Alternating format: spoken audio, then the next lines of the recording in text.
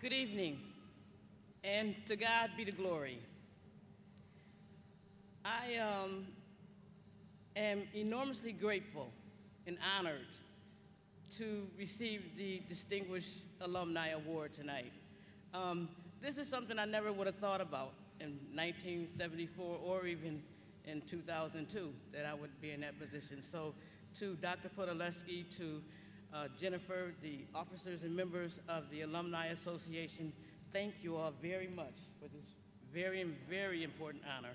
I will never, ever, ever forget the day I received the letter or forget the day that I received the award. So thank you very much. Well, we've already heard some very good remarks here today, and it's very difficult to follow great speakers. But I do think I have a word to share with you. And that is, in spite of what we see on the news, what we read in the papers, or how we feel about the conditions of life in America, I believe that there is a bright future. And I think that future is very much placed in you all as graduates today. Those who do not capitalize on what the world could be devoured by it. College is a framework to expansive thought and a safety net to your dreams. Often, I reflect on my journey as a teacher, a community organizer, and now a legislator, and I realized that it was because of all of those experiences that I received in this environment that I was able to get a degree in an area and end up using those exact same skills in other areas that were more in line with my passion. Buff State College of today is clearly very different in terms of its structure than it was back then, but definitely not in its value system. Learning in a small institution offers you opportunities to work closely with others and interact with those so that you can learn more about yourselves. Great conversation between two individuals or a classroom full of individuals allow people to not only learn more about others, but to learn more about themselves as well. For example, you can learn what kind of working environments you're going to prefer to work in. You can learn what are your strengths and where can you improve. It also allows us to consider if we want to change our career paths in order to pursue our passions. Majoring in education for both my undergraduate and graduate degrees prepared me for the everyday battle when educating my constituencies in each profession that I have held. My initial motivation to pursue my master's work in higher ed was to get the degree and leave Buffalo. I figured there'd be a college somewhere in America where I would be able to use my skills. But I guess as destiny would have it, my part-time job as a community organizer with Citizen Action of New York changed my destiny. In no small part of my motivation was the fact that my mother was an educator. My mother was the only one of 13 siblings to get to college and complete college. She has her master's degree from UB's Millard Fillmore College. My mother is 86 years old, and I'm grateful that she's here with me today.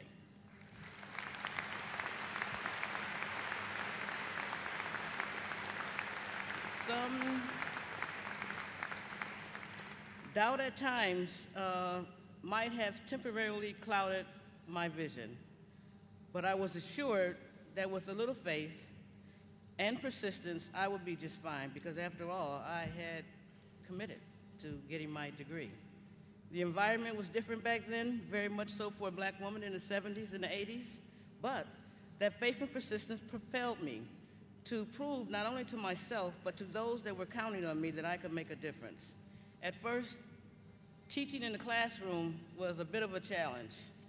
It was rewarding, but it was a bit of a challenge. I saw several flaws in the system. It prompted me to want to seek solutions to correct those problems using the strategic skills that I honed while getting my degree, and my contribution to society could not be compromised sitting on the sidelines, but I had to take some action. At Citizen Action and a community organizer, and I wonder why would you need a degree to be a community organizer? Well, all of those same teaching skills that I learned from Dr. Capella, Dr. Betty Capella, always good to see you, Doctor. All of those great skills are the exact same skills that you use when you talk to people at the door about an issue or about a policy piece. It's the exact same skills that you use when you talk to people when you're in a meeting in a higher ed committee.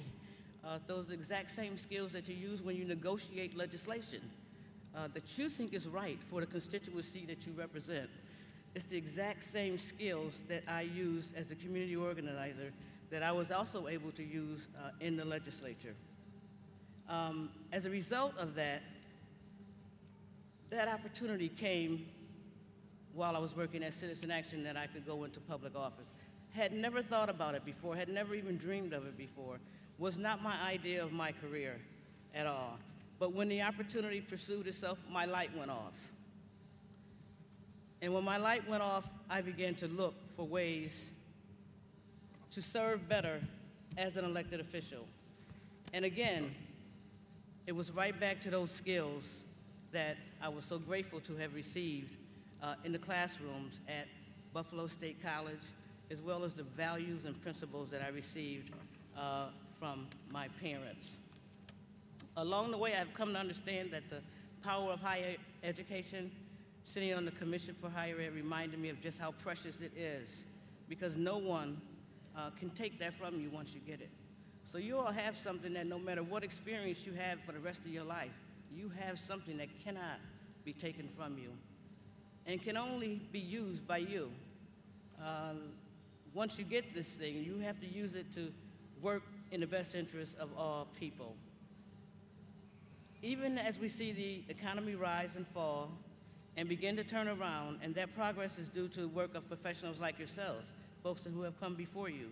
Some recent graduates and seasoned professionals who use their passion as foundation for small businesses, use their newfound knowledge to become educators and innovators of new technologies. Moving ahead in your career will determine how you will use your networks, experiences, and ideas.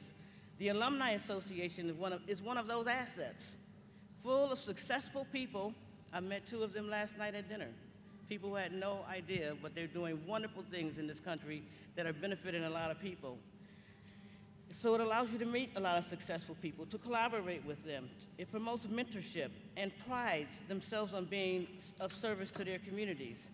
As I look around the room and I see your families who have cheered you on, stayed up with you late at night, supported you during this journey, I encourage you not to be frightened, but to walk into your destiny with a purpose. They are proud of you, as I am, and I am depending on you. I feel like my future is brighter because of you, and I hope that you feel like your future is brighter because of what you've done in being successful in receiving your degree. One of my favorite quotes, which is attributed to Nelson Mandela, but was actually written by Marianne Williamson, talks about our deepest fear. Our deepest fear is not that we are inadequate. Our deepest fear is that we are powerful beyond measure. It is our light, not our darkness, that most frightens us. We ask ourselves, who am I to be brilliant, gorgeous, talented, and fabulous? Actually, who are you not to be? You are a child of God. Your playing small does not serve the world. And as we let our own lights shine, we unconsciously give others permission to do the same. As we are liberated from our own fear, our presence automatically liberates others. So I stand before you today, and I will ask you, how will you let your light shine? Although I'm confident you're going to make my future brighter. How will you let your light shine?